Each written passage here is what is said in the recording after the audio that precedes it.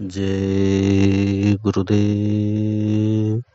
जय गुरुदेव। नाम प्रभु का प्यारा नाम। जय गुरुदेव। परम संत बाबा जय गुरुदेव जी महाराज शाकाहारी सदाचारी बाल संघ पत्रिका में सत्संग के माध्यम से बताए। मथुरा आश्रम दैनिक लघु प्रवचन बाबा जय गुरुदेव जी महाराज द्वारा। आपको यह अमोलक मनुष्य शरीर थोड़े दिनों के लिए किराए पर मिला है। समय पूरा होने पर मकान मालिक फौरन अपना हुक्म जारी कर देगा। भले ही वह किसी भी उम्र का हो, वह मालिक अपना हुक्म सिपाहियों को देगा कि जाओ, उसका समय पूरा हो गया है, उससे मकान खाली करवा लो। उस समय फौरन सिपाही जाएंगे और जोर से आवाज लगाएंगे कि तुम्हारा समय पूरा हो गया, यह मकान अब खाली करो। आनाकानी करोगे तो पटक देंगे और इतना अधिक जोर से दबाएंगे कि रो भी नहीं सकोगे, चिल्ला भी नहीं सकोगे। चेतन जीवात्मा को फौरन निकालकर शरीर से अलग कर देंगे और यह शरीर मिट्टी का ढेर बनकर रह जाएगा।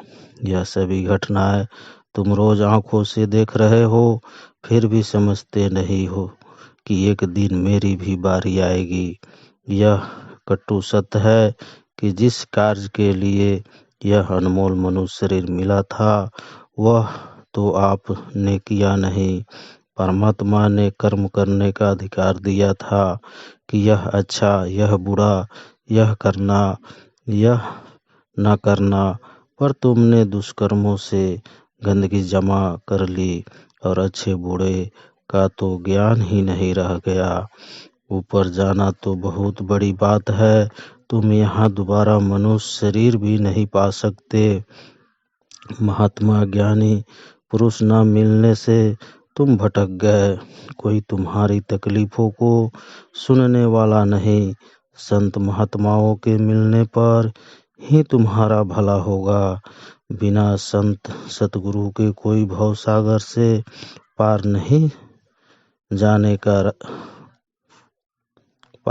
करा सकता, क्योंकि उनका परम लोक में सदैव आना जाना रहता है।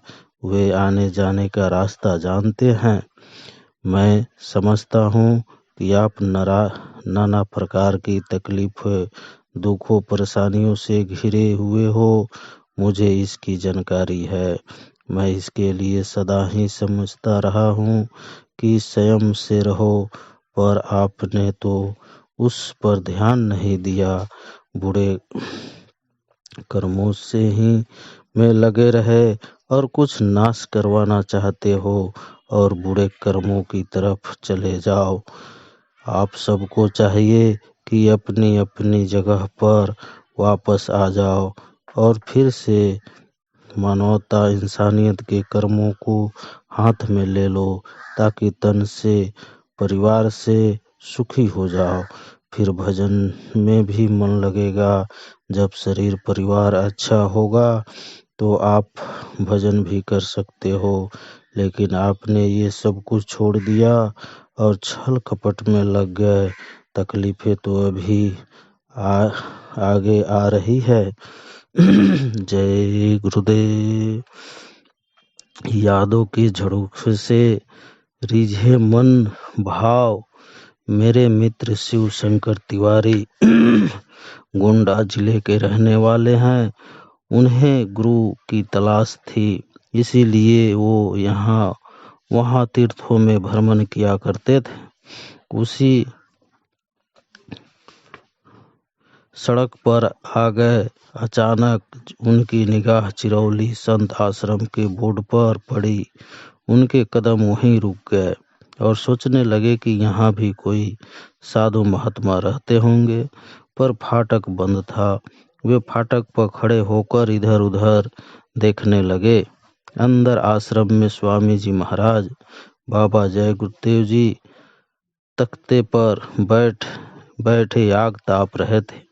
स्वामी जी ने एक सत्संगी से कहा कि देखो फाटक के बाहर कौन खड़ा है। वह सत्संगी गया और फाटक खोला तो एक आदमी खड़ा था। बातचीत हुई और तिवारी जी को साथ लेकर सत्संगी स्वामी जी के पास गया। शिवशंकर तिवारी बड़े दबंग व्यक्तित्व के हैं। सीधी सपाट बात करना, कोई लाग लपेट नहीं, यह उनकी खासियत है। तिवारी जी की दृष्टि जब स्वामी जी पर पड़ी तो देखते ही रह गए। मन में सोचा कि क्या यही महात्मा जी है।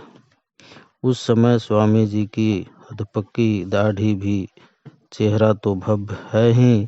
शिवशंकर सामने जाकर एकटक देखने लगे। स्वामी जी ने पूछा, कहाँ से आ रहे हो? जवाब दिया कि गोंडा जिले का रहने वाला हूँ। कैसे आए? जवाब था कि गुरु की खोज में निकला हूँ, सब जगह देख लिया। हाँ महाराज, क्या इरादा है? आपको गुरु बनना चाहता हूँ। शिवशंकर तिवारी उस दिन आश्रम पर रुके। दूसरे दिन स्वामी जी ने नामदान दीक्षा दिया और बोले, 2.5 घंटे समय देना होगा। उस समय नामदान देने के बाद 2.5 घंटा समय साधन भजन में देने की बात स्वामी जी करते थे। शिवशंकर बोले कि महाराज, आप तो हमने गुरु धारण कर लिया, आपसे झूठा वादा नहीं कर सकता। 2.5 घंटा समय नहीं दे पाऊंगा। घर गृहस्थी का भी काम देखना पड़ता है, खेती बाड़ी है। स्वामी जी ने कहा, जितना समय दे सको देते रहना।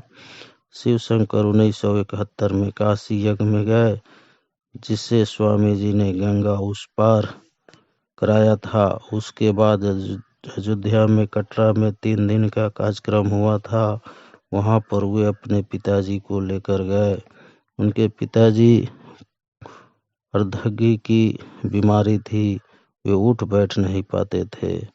उनको किसी तरह लाद फाद कर शिवशंकर जी स्वामी जी महाराज का दर्शन कराने के लिए अयोध्या ले गए थे, क्योंकि उनके गांव से अयोध्या पास पड़ता था।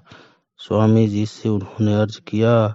स्वामी जी स्वयं उनके पिता को दर्शन देने के लिए मेटाडोर तक गए, जिसमें वह लेटे थे। किसी तरह से उन्होंने स्वामी जी का चरण स्पर्श किया।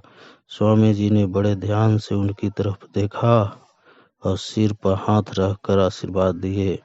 स्वामी जी ने शिवशंकर से कहा कि पिछले जन्म में ये एक गुरु के पास थे, वहां इनसे कुछ गलती हो गई थी, उसी की सजा भोगनी पड़ रही है। कुछ दिन बाद शिवशंकर अपने पिताजी के पास ही बैठे थे। वे लेटे लेटे अपने आप ही बड़बड़ाने लगे। यह मंगल का दिन था और सवेरे के 9 बज रहे थे। यह बड़बड़ा, महाराज 8 दिन की मोहलत दे दो, हम अपने बिटियों का बुलावा ले, वह देख ले, नहीं तो बहुत रोई है। शिवशंकर ने कहा कि बाप का वक्त हो गया। वे बोले, भैया वक्त नहीं हुई, गुरु जी से प्रार्थना किन्हा कि हमका 1 हफ्ते का मोहल्ला दे दो, तब हम बिटियन का बुलाई ले। देखी बाबा जी हेलीकॉप्टर से उतरकर खड़े हैं, खुद अपन जाने के भेजे हैं, हमका ले जाए। वे तो कहीं हम अर्ज किन हैं, बाबा हमारा विनती सुन लिया, अब तो बिटिया के लिया लाओ। यह बात फैली तो लड़कियों तो आई ही, नाते रिश्तेदार गांव जवार के लोग भी उनसे मिलने आए। ठीक 1 हफ्ते बाद यानी दूसरे मंगलवार को प्रातः 8 बजे शिवशंकर के पिताजी बोले, भैया हमका बाहर तख्ते पर लिटा दो। उनके कहने के मुताबिक उन्हें लिटाया गया। उनके चारों तरफ नाते रिश्ते लोग, बेटे बेटी, नाती पोते, गांव के लोग इकट्ठे हो गए। 9 बजे के लगभग पंडित जी बोले कि भैया गुरु महाराज का हेलीकॉप्टर उतर गया। देखो बाबा उतरे हैं, हमें लेवे आ गए, हम जात हूँ। और उन्होंने हाथ जोड़कर सबसे जय गुरुदेव कहा और आंखें मूंद ली। सब लोग देखते रहे।